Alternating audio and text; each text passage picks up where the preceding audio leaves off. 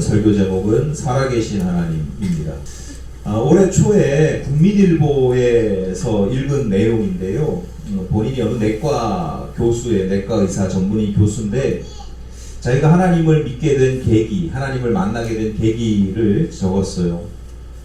1993년도에 서울대에 입학했습니다. 그때까지는 좋은 대학 가는 게 인생의 최고 목표였으니까 내가 좋은 대학 들어가면 서울대, 다른 대학도 아니고 서울대, 그것도 다른 과도 아니고 의대 들어가면 그 다음부터는 인생이 확 달라질 줄 알았는데 막상 입학해서 보니까 아니더라는 거죠.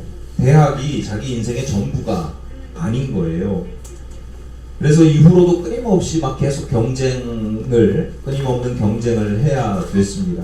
그때에 한 선배가 자신에게 복음을 전했다는 거예요. 그래서 교회를 다니기 시작했는데 교회를 몇 달째 다녀도 아무리 교회를 다니고 예배를 드리고 기도를 해도 하나님이 계시다는 걸 믿지 못하겠는 거예요. 하나님, 그러니까 신이라고, 하나님이라고 하는 신이 하나님이 없는 것 같더라는 거죠. 그래서 내가 계속 이런 상태로 교회를 다녀도 되나 싶은 마음이 들었답니다. 그러던 중에 하나님은 기도하면 들어주신다 라는 이야기를 들었대요. 그래서 속는 셈 치고 열심히 내가 그러면 이번 기회에 열심히 한번 기도를 해보자. 만약에 하나님께서 그 기도를 들어주시면 내가 하나님을 계속 믿고, 만약에 그 기도를 들어주시지 않으면 내가 신앙생활을 그만두겠다. 그리고 고심 끝에 20가지 기도 제목을 쫙 뽑았어요. 작성을 하고, 그리고 이제 그 기도 제목을 시간이 날 때마다 계속 기도를 하는 거예요. 그 20가지 기도 제목 첫 번째가 뭐냐면, 학교 정문에 있는 큰 나무에 번개를 내려 쓰러뜨려 주십시오. 그러면 내가 하나님 믿겠습니다. 하나님 살아계신 줄 알겠습니다. 두 번째가 뭔지 아세요? 여자친구가 생기게 해주십시오. 세 번째는 성적이 오르게 해주세요. 그런 내용들이에요. 자기가 살아가면서 필요한 것들, 그런 것들. 하루도 빠짐없이 열심히 기도를 하고 한 달이 지났습니다. 한 달이 지난 후에 20가지 기도 제목 중에 몇 개나 이루어졌나 이렇게 보니까 몇 개가 이루어졌어요? 네, 하나도 이루어진 게 없더랍니다. 그래서 이제 미련 없이 신앙을 포기해야 되나 보다. 하나도 들어준 게 없으니까 하나님 살아계시지 않다. 그렇게 생각을 하고 포기해야 되나 보다 라고 생각을 하는데, 그런데 그 순간 갑자기 어떤 설명할 수 없는 강한 힘이 자신을 막 압도 짓누르더래요. 그리고는 그 짓누르는 힘에 내가 도대체 하나님이 살아계시지 않다, 하나님께서 존재하지 않는다라는 하나님을 부인하는 말을 감히 할 수가 없는 두려움에 막 사로잡히겠다는 거예요. 그리고 그때부터는 똑같이 기도하는데 그 수준이 그거죠. 하늘에서 번개가 떨어져서 나무 쓰러지기 똑같이 기도하는데 뭐가 달라지냐면 그때부터 기도하는데 눈물이 그렇게 나더라고요. 이분이 그러면서 하나님의 임재를 경험했다. 하나님께서 나의 속사람을 그때 그렇게 만져주시고 변화시켜 주셨다라고 고백을 하는 그런 이야기입니다. 그런데 이분이 덧붙이는 이야기가 있어요. 그렇게 하나님을 인격적으로 어느 한순간에 딱 체험하고, 그 체험하고 나서도 그래서 이제 그때부터 신앙생활을 계속 하는데, 교회를 다니는데 계속 하고 나서도 여전히 풀리지 않는 궁금증이 하나 있더라는 거죠. 뭐냐면, 도대체 왜 하나님이 20가지 기도 제목 중에 어느 것 한 가지라도 응답을 해주시지 않았을까? 왜 하나님은 나의 20가지 기도 중에 어느 하나도 들어주시지 않았을까? 그래서 궁금증을 품고 살아가는데 어느 순간 깨달음이 딱 오더래요. 자기는 하나님께서 나의 기도를 들어주시지 않았다, 20가지 중에 하나도 들어주시지 않았다라고 생각을 했는데 사실은 들어주셨다는 깨달음이 한참 뒤에서야 왔다는 거예요. 그게 뭐냐면, 자기가 기도 제목을 20가지나 냈지만 그 20가지 기도 제목의 본질은 그 기도 제목을 들어주시면 내가 살아계신 하나님께서 존재하시다는 걸 내가 알겠습니다, 인정하겠습니다, 고백하겠습니다, 이런 거였잖아요. 그런데 20가지 내가 제시한 기도 제목은 응답하지 않으셨지만, 들어주시지 않으셨지만 내 속사람을 만져주셔서 결국은 하나님의 방식으로 그 마음에 하나님이 살아계시다라고 하는 것을 느끼게 해주셨다라고 하는 거예요. 그러면서 한마디를 덧붙이는 게 이게 중요합니다. 만약에 그때 하나님께서 내 속사람을 변화시켜 주시지 않으시고 내 영혼을 내 심령을 만져주시지 않으시고 20가지 기도 제목만 응답하셨다고 하면 아마 지금도 자기는 계속해서 그런 종류의 기도만 했을 것 같다. 너무 무서웠다. 그걸 깨닫는 순간 뭐 감사하다 이런 것도 있었지만 왜 내 기도를 안 들어주셨지? 라고 계속 궁금증을 가지고 있었는데 깨닫는 순간 야, 내가 만약에 그 기도를 하나님께서 들어주셨으면 지금까지도 저 정문에 큰 나무 고목을 쓰러뜨려 주세요. 이런 기도, 여자친구가 생기게 해주세요. 뭐 이런 기도, 내 사업 잘 되게 해주세요. 뭐 그런 기도만 드리고 있었을 게 자기가 생각해도 뻔한 거예요. 그게 두려웠다. 실제로 그렇게 신앙생활하는 성도들이 많죠. 하나님께서 내 삶 속에 좀 살아계시고 존재하실 뿐만 아니라 살아계시고 역사하셔서 내 삶에서 내가 원하는 좋은 일들이 일어나고 복된 일들이 일어나고 성공하고 또는 내가 어려움에 처했을 때 건져주시고 수렁에서 나를 건져주시는 그런 체험을 하면 성도들이 하나님은 살아계십니다. 고백합니다. 바람직하죠. 기쁜 일입니다. 감사한 일입니다. 그런데 그렇게만 경험을 하고 내가 변화되지 않으면 어떻게 돼요? 시간이 지나면 또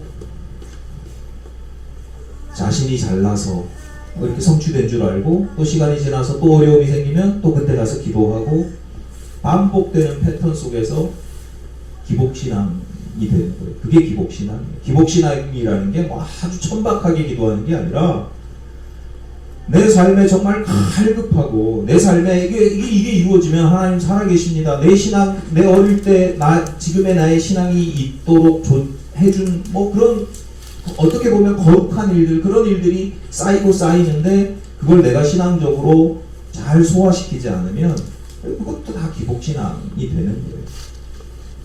오늘 설교 제목이 살아계신 하나님입니다. 살아계신 하나님.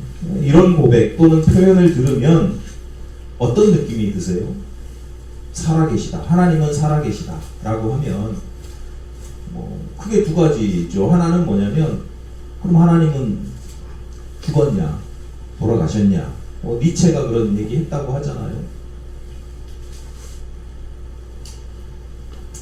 살아계시다 라고 하는 반대는 죽었다 라고 하는 뜻인데 오늘 본문에서 또는 성경에서 살아계시다, 하나님 살아계시다 라고 하는 건 그런 뜻, 죽지 않고 살아있다, 존재한다 이런 뜻보다는 어떤 뜻이냐면 역동적이다 이런 뜻이에요. 그러니까 여러분이 물 생각하시면 돼요. 물. 그러니까 이 살아계신 하나님 할 때 이 살아계시다라는 표현이 주로 자주 쓰이는 데가 그 단어가 자주 쓰이는 곳이 물이에요. 물. 물이 살아있다 무슨 뜻이에요? 살아있는 물이 있고 살아있지 않은 물이 있어요. 그럼 살아있는 물은 어떤 물을 얘기할까요? 흐르는 물. 역동적으로 막 흐르는 물. 그러니까 고여있는 물이 아니고 흐르고 넘치고 그래서 때로는 폭포도 만들고 때로는 막 거센 파도도 만들고 쓰나미로 해안가를 막 휩쓸어버리고 이게 살아있는 물. 그러니까 살아계신 하나님이라고 하면 하나님께서 이렇게 역동적인 강력한 힘과 세력으로 역사하신다. 뭐 이렇게 생각하시면 돼요. 그 생각이 틀린 게 아닌 게 사무엘상 17장에 보면 다윗이 골리앗을 무찌르는 이야기가 나오죠. 그 이야기 중에 전개가 이렇게 됩니다. 이스라엘과 블레셋 사이에 전쟁이 일어나요. 근데 군대가 서로 계곡 골짜기를 가운데 두고 진을 치고 대치 중이에요. 그 군대가 동원이 되는데 다윗의 형들 중에 위에 세 형이 그 전투에 참여했어요. 군역으로 이제 옛날에는 전쟁 군인이 따로 있는 게 아니고 전쟁이 일어나면 몇 살 이상, 몇 살 이하 다 이렇게 군대에 가잖아요. 그 집에서는 세 명이나 군대 군역으로 이제 어떻게 보면 끌려간 거죠. 전투에 참여했습니다. 그래서 다윗의 아버지 이새가 막내 아들이 다윗에게 야, 너 저기 어디서 전쟁을 한다는데 거기 형들 먹을 수 있게 옛날에는 전투식량 이런 것도 없어가지고요. 나라에서 주는 게 아니에요. 개인이 챙겨야 돼요. 그러니까 아버지가 볶은 곡식 같은 거 있죠. 요즘으로 따지면 뭐 미숫가루 뭐 이런 거, 견과류 이런 거 있잖아요. 그런 거를 이제 챙겨가지고 형들한테 좀 가지고 가서 주고, 그리고 형들의 안부를 좀 물어와라. 심부름을 갔어요, 다윗이. 소년 다윗이 전쟁에 참여할 수도 없는 소년 다윗이, 이제 심부름하는 다윗이 가서 전쟁터에 보니까 전쟁터에서 너무 어이없는 장면을 목격하거든요. 진을 양쪽에서 치고 있는데 이제 서로 보여요, 양쪽 군대가. 근데 저 적진에서 적장이 앞에 나와서 막 큰 소리로 이스라엘을 모욕하는 거예요. 사기를, 요즘도 그래요. 요즘도 선전전 하잖아요. 항복해라, 뭐 삐라 뿌리고 뭐 그런 거 하잖아요. 그 옛날에도 다 있었어요. 요즘은 뭐 확성기로 하고 뭐 다 하는 걸 옛날에도 다 있었는데, 그걸 굉장히 저열하고 아주 저급하게 막 모욕을, 쌍욕을 섞어가면서 막 겁박도 하고, 그러니까 저 양아치들이나 저기 조폭 이런 사람들이 막 상대 기죽이느라고 뭐라 그러지? 의학 죽인다 그러나? 뭐 그래서 막말하는 거 있잖아요. 그 막말을 막 퍼붓는 거예요. 그런데 문제는 이스라엘에서는 아무도 나서는 사람이 없는 거예요. 대꾸를 해야 되는데, 그래서 우리도 상대방에게 선전전을 해야 되고 상대방에게 의학을 죽여야 되는데 아무도 나서는 사람이 없어요. 왜냐하면 너무너무 무서워하는 거예요. 병사들 중에 어느 누구도 맞서는 사람이 없을 정도로 모든 사람이 두려워서 다 그냥 진지 속에 숨어 있는 거예요. 그 숨어 있는 사람들이 하는 이야기가, 그 적장을 대적하는 자에게 임금께서, 왕께서 큰 상을 내리겠다라고 하는 이야기가 자기들끼리 막 그런 이야기가 돌아다니는데 아무 소용이 없어요. 상이 무슨 소용이에요? 내 목숨이 더 소중하지.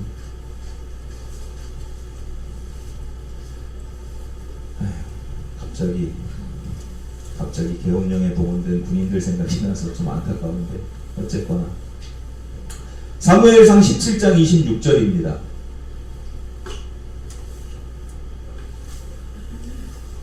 다윗이 곁에 서 있는 사람들에게 말하여 이르되, 이 블레셋 사람을 죽여 이스라엘의 치욕을 제거하는 사람에게는 어떠한 대우를 하겠느냐? 이 할례받지 않은 블레셋 사람이 누구이기에 살아계시는 하나님의 군대를 모욕하겠느냐? 다 무서워서 벌벌 떨고 있는데 다윗은 다른 거예요. 다윗은 너무너무 화가 나는 거죠. 그러면서 하는 이야기가, 살아계시는 하나님의 군대를 저 자식이 모욕을 해? 이렇게 따지는 거예요. 그러면서 대적하면 무슨 상을 준답니까? 그러니까 사람들이 여차저차 이렇게 임금이 이렇게 말씀하셨다. 그래서 그 다윗이 사울 왕 앞에 가요. 사울 왕에게 가서 제가 한번 싸우겠습니다. 그러니까 사울이 얼마나 입장이, 야, 너 쥐뿔 같은 게 아이가 와가지고, 청소년 정도 되는 아이가 와가지고 철딱서니 없이 저러니까 얼마나 어이가 없어요. 그랬을 때 다윗이 또 하는 이야기가 있습니다. 사무엘상 17장 36절입니다. 주의 종이 사자와 곰도 쳤은즉 살아계시는 하나님의 군대를 모욕한 이 할례받지 않은 블레셋 사람이니까 그가 그 짐승의 하나와 같이 되리이다. 다윗이, 내가 예전에 양을 칠 때 짐승이 오면 다 짐승을 내가 물리쳤다. 그런데 살아계신 하나님의 군대를 모욕하는 뭐 대단한 거냐고, 내가 짐승들 중에 하나처럼 만들겠다고 이야기를 합니다. 다윗에게는 살아계신 하나님에 대한 분명한 믿음이 있었어요. 다윗이 어떻게 보면 그냥 교만한 마음에, 이렇게 영웅심에, 어린 마음에 나섰다라고 볼 수도 있겠지만, 이 표현들을 보면 신앙의 고백들이 그 가운데 들어가 있는데, 다윗에게는 하나님이 어떤 분이다? 살아계신다. 하나님은 살아계신다. 적장 골리앗이 아무리 대단한 사람이라고 할지라도 살아계신 하나님께서 살아계시기 때문에 나의 작은 물맷돌로 지금까지 살아계신 하나님께서 나를 도와주셔서 저 곰도 사자도 맹수도 이리도 내가 다 물리친 것처럼 하나님께서 저도 물리치게 하실 거다. 그리고 결국 그 믿음대로 되지요. 그러니까 우리가 다윗이 보여주는 살아계신 하나님에 대한 믿음을 우리가 본받을 필요도 있습니다. 다윗이 고백하는 살아계신 하나님, 즉 내 삶 속에서, 우리 역사 속에서, 우리 세상 가운데 역동적으로 역사하시는 하나님을 믿고 구하고 나아가서 누리는 삶을 살아가는 것, 그 굉장히 바람직한 태도라고 하는 것입니다. 그런데 우리가 생각하는 살아계신 하나님, 이런 이미지이고 그런 고백이 맞는데, 살아계신 하나님에는 단지 그런 역동성만 있는 게 아닙니다. 오늘 본문은 이스라엘 역사에서 가장 악한 왕이 사실은 아닐 수도 있는데 그냥 대명사처럼 불려지는 왕이에요. 아합이라고 하는 왕이 북이스라엘을 다스리고 있었어요. 북이스라엘이 이제 남유다와 북이스라엘로 분열된 이후에 북이스라엘 자체적으로 왕조가 세워지잖아요. 여로보암 왕조가 세워지는데 그 여로보암 왕조가 한번 엎어져요. 반란이 일어나요. 반역 쿠데타가 일어나요. 그리고 쿠데타가 일어났는데 또 그 왕조가 가다가 쿠데타가 또 일어나니까 두 번째 이후로도 계속 쿠데타가 일어나는데요. 두 번의 반란이 일어나서 세 번째 왕조를 이룬 사람이 누구냐면 오므리라고 하는 사람이에요. 오므리. 이 오므리가 누구냐면 아합의 아버지예요.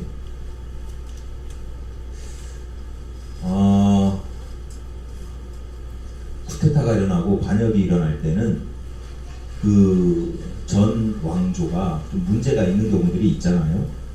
그래서 나라가 완전히 뒤집어지진 않아도 왕조가 새로 세워지면 그러면 그때마다 나라가 개선되면 얼마나 좋겠어요.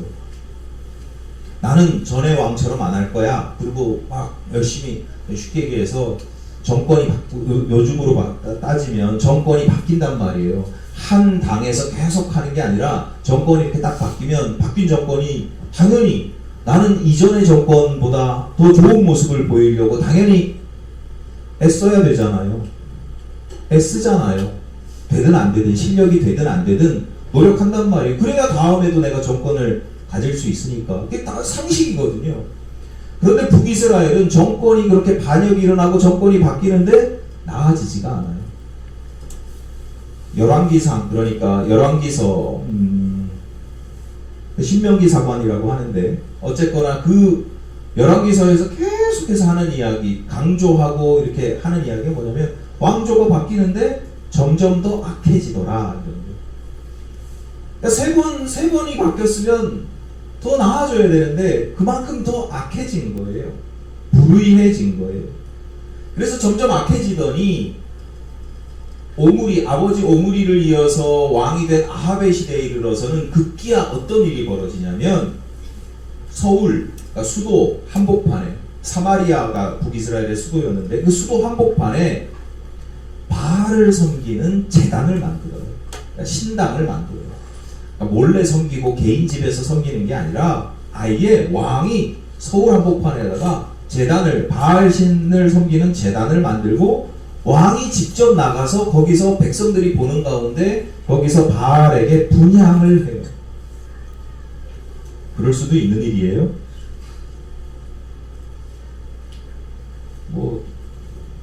요즘 정치인들 보니까 오늘은 절에 갔다가 다음날은 어디 갔다가 다 하더라고요. 그러니까 그래도 돼요?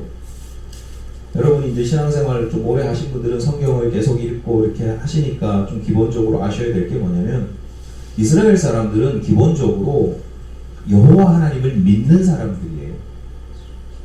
여호와 하나님을 믿고 섬기는 사람들이에요. 그러니까 비유로 하자면 아합이 바알을 믿었어, 바알 제단에서 이게 분향을 했어 라고 하면 아합이 개종을 했나 보다, 이게 아니고요. 아합이 이제는 바알 믿기로 했나봐. 요즘으로 따지면 절에 다니다가 교회 다니고 교회 다니다가 성당 가고 이랬나봐, 이게 아니고 기본적으로 하나님을 믿어요. 아합만이 아니고 그 시대의 대부분의 고대 사회의 백성들, 이스라엘 백성들도 다 마찬가지예요. 여호와 하나님에 대한 신앙이 있어요. 그런데 아합도 그렇고 이스라엘 백성도 그렇고 하나님을 믿으면서 동시에 바알도 믿는 거예요. 그걸 아합이 솔선수범해서 왕이 그렇게 하면 백성들이 다 따라하라는 거잖아요. 너희들도 다 따라해 뭐 이런 거거든요. 그러니까 솔선수범해서 이스라엘 백성들로 하여금 바알을 섬기도록 그렇게 일종의 권장, 뭐 캠페인 이런 걸 한 셈이에요. 왜 그랬을까요? 왜 아합은 자기가 바알을 섬기는 걸 넘어서서 백성들 앞에서 그런 퍼포먼스까지 보이면서 모든 백성들이 바알을 섬길 수 있도록 제단도 만들고 분향도 하고 왜 그랬을까요?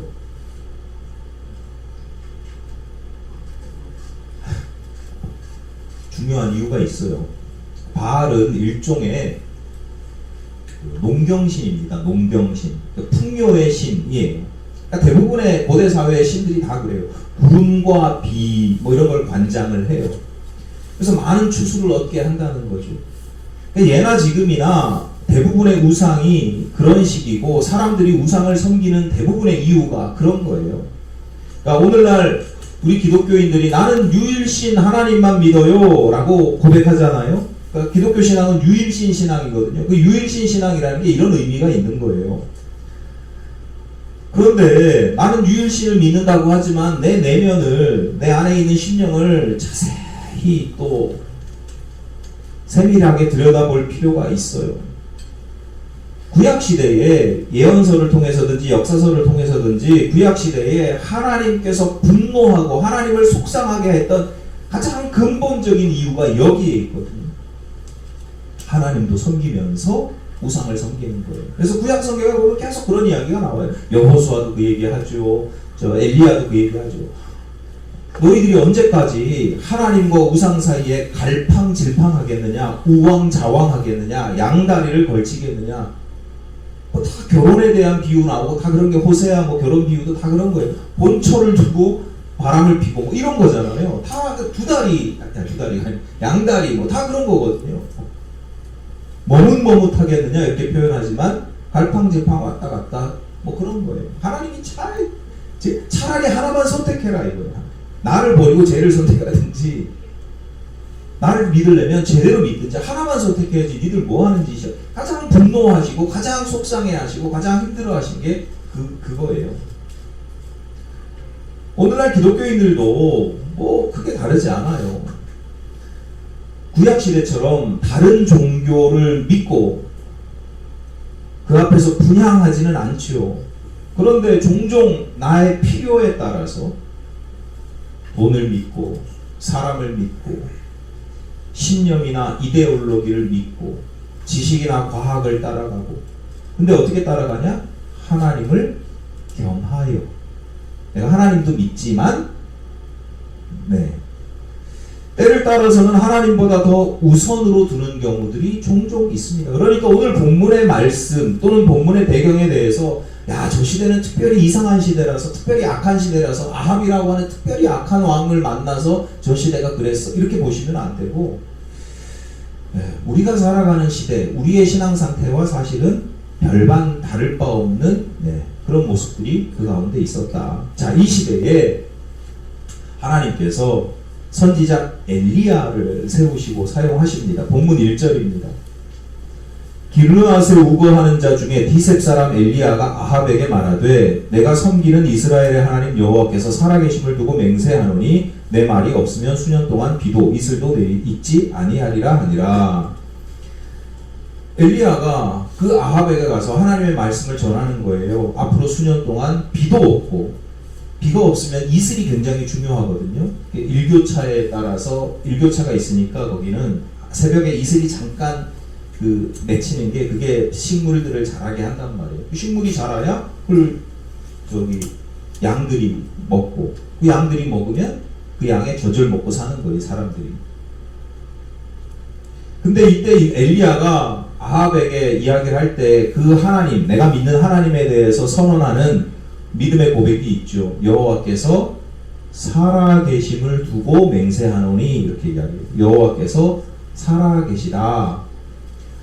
비도 이슬도 없을 거야. 왜냐하면 여호와가 살아계시기 때문에 이런 거예요. 여호와가 살아계시면 비도 이슬도 막 내려야 되는 거 아니에요? 역동적이신 분이. 여러분, 이 단순하게 보면 이 표현은 살아계신 하나님, 하나님의 살아계심을 두고 이렇게 이야기하는 건 단순하게 보면 이게 바알과 대비되는 표현이에요. 그러니까 여호와께서 살아계셔라고 하는 건 바알은 살아있는 신이다 아니다? 아니다. 바알은 죽은 신이나 마찬가지다. 니들 바알에게 백날 천날 빌어봐라. 하늘에서 바알이 어떤 신이라고 그랬어요? 농경신, 비와 구름의 신이란 말이에요. 백날 천날 빌어봐라. 소용이 있나? 그래서 이어지는 오늘 본문이 17장이고 이어지는 열왕기상 18장에서 보면 엘리야가 바알 선지자와 대결하는 장면이 그래서 나타나는 겁니다. 오늘 본문으로부터 3년이 지난 후에요. 3년이 지난 후에 450명의 바알 선지자가 바알에게 기도합니다. 막 춤도 추고 소리를 질러요. 그들이 춤을 추고 소리를 지르는 식의 제의 방식, 바카스적인 제의 방식, 막 우리나라도 뭐 굿하고 막 그러면 막 춤추고 막 부흥회하면 막 그러잖아요. 그런 식의 고대 종교의 그런 식의 그 제의 방식은 어떤 의미가 있냐면 자신들의 신인 바알을 시끄럽게 해가지고 깨운다는 의미가 있어요. 그래서 엘리야가 그래서 그렇게 조롱하거든요. 야, 더 소리 질러, 더 춤춰봐, 더 옷을 막 찢어봐. 너희 신이 지금 주무시고 계신가봐. 깨워봐. 뭐 이렇게 이야기를 하는데 조롱을 하는데 그게 그냥 엘리야가 상상으로 조롱하는 게 아니라 실제로 그들의 신을 그렇게 깨워야 된다라고 그 고대 사회 사람들은 생각을 했어요. 믿었어요. 어쨌거나 결국에 엘리야가 이깁니다. 450명이나 되는 바알 선지자, 그 많은 숫자들의 선지자들이 막 함성을 지르고 몸부림을 치고 뭐 몸에 옷을 찢고 몸에 상처를 내서 피를 내고 뭐 이렇게 해도 한 사람을 이기지 못해요. 왜 그래요? 죽음과 생명의 차이는 숫자. 아니, 시체를 450개 갖다 놓고 생명이 한 명 있으면 당연히 생명이 있는 사람이 이기는 거죠. 숫자가 중요한 게 아니다. 숫자가 아무리 많아도 죽은 신을 섬기는 건 그건 의미가 없는 거다. 한 사람이라도, 단 한 사람이라도 살아있는 신을 섬기는 게 중요하다. 그러니까 엘리야의 살아계신 하나님이라고 하는 고백에도 역동적인 하나님, 막 역사하시는 하나님, 살아서 움직이시는 하나님, 비를 멈추게도 하시고 내리게도 하시고 하늘에서 불이 내리게 하시는 하나님, 이런 고백이 엘리야의 고백, 살아계신 하나님이라고 하는 고백에도 있어요, 없어요? 있어요. 그러니까 살아계신 하나님이라고 할 때 그런 역동적인 하나님을 우리가 믿고 고백하고 누리는 건 너무 당연하고 자연스러운데 오늘 본문으로 다시 돌아갑니다. 엘리야가 아합에게 경고합니다. 자, 3년 이제는 하나님께서 말씀하지 않으시면 비도 이슬도 없습니다. 자, 아합이 그 이야기를 듣고 말을 들어요? 안 듣죠. 안 들어요. 안 듣는 것뿐만 아니라 엘리야 저 자식 나한테 저렇게 얘기해? 적대 세력이야. 쟤 빨갱이야. 그래서 잡아. 그래서 찾아다녀요. 찾아서 죽이려고 합니다. 아합이 왜 엘리야의 경고를 듣지 않았을까요? 엘리야에게 하나님은 살아계신 하나님이에요. 살아계신 신이에요. 그럼 아합에게는 살아계신 분이었을까요? 아니었을까요? 아닌 거예요. 아합에게는 하나님이 살아계신 분이 아닌 거예요. 대신 누가 살아있다고 여겨요? 바알이 살아있다고 여기는 거죠. 아니, 왜 바알을 위해서 신전을 만들고 거기서 왜 분향을 합니까? 지금까지 비를 내리고 추수를 많이 하게끔 한 신이 바알이라고 여기기 때문이에요.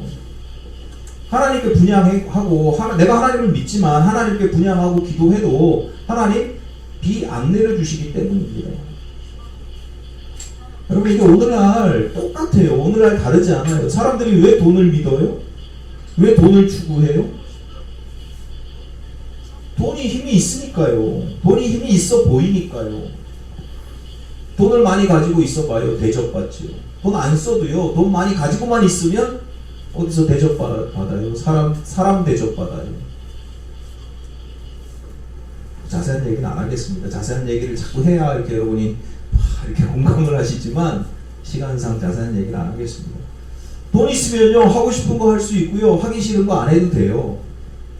추운 날 추운 데서 일 안 해도 되고 더운 날 더운 데서 일 안 해도 되고 그리고 추운 데서 일하고 더운 날 더운 데서 일하시는 거 다 돈이 없어서잖아요. 돈 있으시면 그렇게 하시겠어요?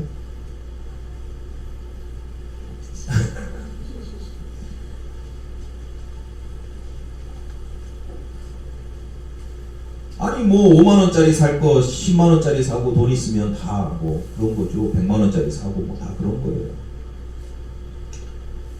근데 생각해 보세요. 하나님 여러분 믿으시죠? 잘 믿으시잖아요. 하나님 믿어서 여러분이 세상에서 힘이 있어요? 하나님 때문에 내가 세상에서 좀 나 좀 힘 좀 뻐길 수 있어요? 내가 하나님 믿기 때문에 하고 싶은 거 하고 하기 싫은 거 안 하세요? 뭐 통달하시면 구원에 이르면 성화하고 완전에 이르면 하고 싶은 대로 막 살아요. 그런데 많은 성도들의 실존이요. 하나님 믿으면 오히려 하고 싶은 걸 못해요. 하기 싫은 걸 해야 돼요. 그렇잖아요. 그것도 안 하시면 큰일인데. 오늘 하나님 믿기 때문에 여러분의 삶이 편안해졌어요? 풍요로워졌어요? 예수님 자꾸 십자가 지라고 그러지, 좁은 길로 가라 그러지, 참으라 그러지, 용서해 주라 그러지. 아주 미워 죽겠는데. 그래서 제가 목회 초기에 제가 그런 말씀, 설교에 그런 말씀 많이 드렸어요. 용서 안 된다고 죄책감 갖지 마라. 미워 죽겠다고 하나님께 기도해도 된다. 용서하게 해주세요. 그렇게 기도 안 해주셔도 된다. 왜냐하면 그 강박이 너무 제가 나를 너무 화나게 하고 속상하게 하고 상처를 내는데 내가 용서가 안 돼. 그래서 저 사람한테 상처받고 용서가 안 되는 나 때문에 또 상처를 받고 하나님께 죄책감 갖고 그 모습이 너무. 근데 어쨌거나 우리가 그렇게 살아간단 말이에요. 내가 신앙생활을 한다 그러면 그 신앙이 하나님을 믿는 믿음이 세상 가운데서 나에게 힘이 되냐고요. 하기 싫은 것도 해야 되고 하고 싶은 건 못하게 하고. 그러니까 많은 사람들이 하나님을 믿으면서 뒤로는 돈을 믿는 거예요. 권력을 믿는 거고. 그래야 내가 하고 싶은 거 하면서 살 수 있으니까. 내가 하기 싫은 거 안 해도 되니까. 반 안 섬긴다고 난 아니라고 여러분 착각하지 마세요. 다 그렇게 살아요. 그러니까 본문에서 엘리야가 고백하는 살아계신 하나님이라고 하는 표현이 아합에게는 역설적인 거예요. 너한테나 살아계신 하나님이지 나한테는 살아계신 하나님이 아닌 거예요. 아합뿐만 아니라 이스라엘 모든 백성들에게 다 마찬가지예요. 그들에게 하나님 믿긴 믿는데 하나님 계시긴 하는데 살아계시다? 역동적으로 내 삶에 막 엄청난 축복을 주시고 막 역사하신다? 그렇게 여길 수가 없었던 거예요. 하나님 역동적인 모습을 보이지 않으시니까요. 오늘날 우리들의 실존도 마찬가지예요. 다윗이 물맷돌로 사나운 짐승들 물리치고 거구 골리앗과 같은 장수를 물리치게 하시는 역사가 나에게도 일어나면 얼마나 좋겠어요. 그럼 난 믿겠다니까요. 번개가 내려와서 저 나무를 치고 나 이쁜 여자친구랑 사귀고 싶은데 대연아 이쁜 여자친구 사귀고 싶은데 그러면 믿겠다니까요. 들었지 대연아? 얼마나 좋겠어요. 성적도 올라가고 사업도 승승장구하고 건강은 아프다가 회복되고 돈도 많이 벌면 얼마나 좋겠어요. 제가 종종 말씀드리지만 목사인 제가 그렇게 하나님께 기도한다니까. 하나님 제 체면을 봐서라도 제가 기도하면 우리 성도 아픈 성도 좀 낫게 해주시고 건강하게 해주시면 얼마나 좋겠습니까? 왜 안 들어주십니까? 살아계신 하나님도 증거할 수 있고 주의 종으로 체면도 서고 원하는 대로 잘 안 들어주셔요. 그래서 안 들어주실 거 알면서도 하소연하듯이 기도해요. 그럴 때가 많아요. 그냥 제 마음을 토로하는 거죠. 하나님이랑 제가 좀 친하거든요. 그래서 제가 이렇게 편하게 합니다. 여러분 어떠세요? 여러분의 삶에서 살아계신 하나님, 역동적인 하나님, 막 골리앗을 물리쳐 주시는 하나님, 막 하늘에서 비가 내리게 하고 비가 멈추게 하시는 그런 하나님 경험하세요?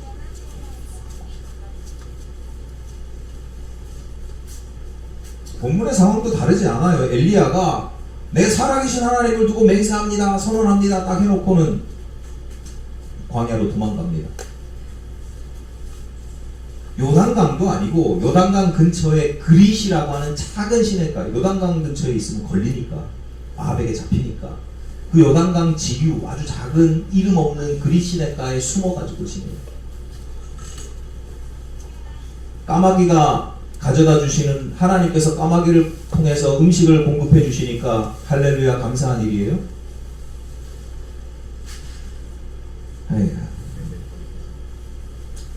살아계신 하나님께서 기껏 하시는 일이 숨어서 생명이나 부지하게 해주, 목숨이나 부지하게 해주시는, 무슨 살아계신 하나님, 무슨 역동적인 하나님이라고.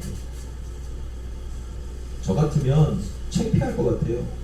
살아계신 하나님께서 다 뒤집어 엎으실 거예요 그래놓고 난 어디 숨어가지고 골방 같은 데 숨어서 막 이렇게 누가 아는 지인을 통해서 막 이렇게 저기 라면이나 얻어먹고 막 끓여먹고 하루 한 끼 두 끼 이렇게 먹고 숨어서 지내면, 이런 내가 뭐 하는 거야 이런 생각 안 들겠어요? 하나님 살아계시는데 나 지금 도대체 뭐 하는 거야? 하나님 왜 이렇게 시키지?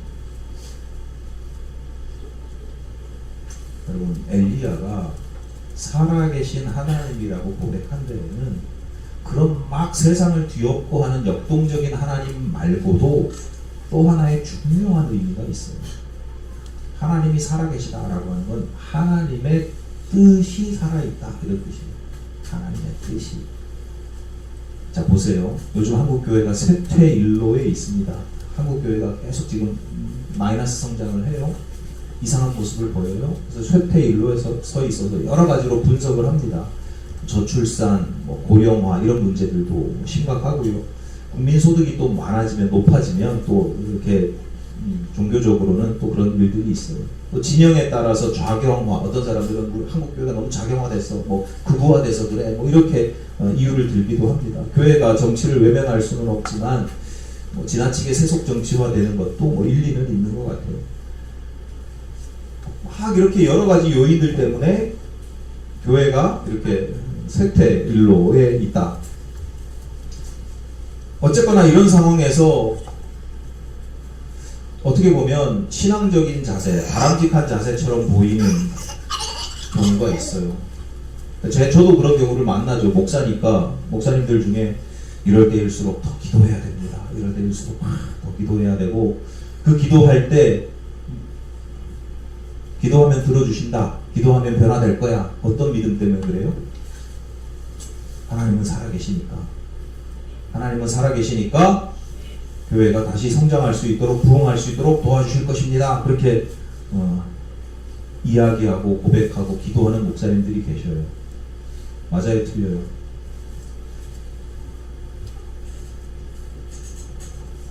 그때마다 제가 농담처럼, 그러나 언중유골, 그 말에 뼈를 담아서 하는 이야기가 있어요. 목사님, 하나님께서 살아계시기 때문에 한국교회가 쇠퇴하는 겁니다. 무슨 차이인지 아시겠죠? 그러니까 하나님께서 살아계시다라고 하는 표현이, 그 믿음의 고백이 나한테 필요한 뭐가 막 좋은 일들이 일어나고 이런 것만 생각하는데, 하나님이 살아계시다라고 하는 건 하나님의 뜻이 살아있고 하나님의 정의가 살아있으면, 하나님이 살아계시면 도대체 어떻게 백주대낮에 대명천지에 교회가, 교인들이, 목사가 저런 짓을 할 수 있어요?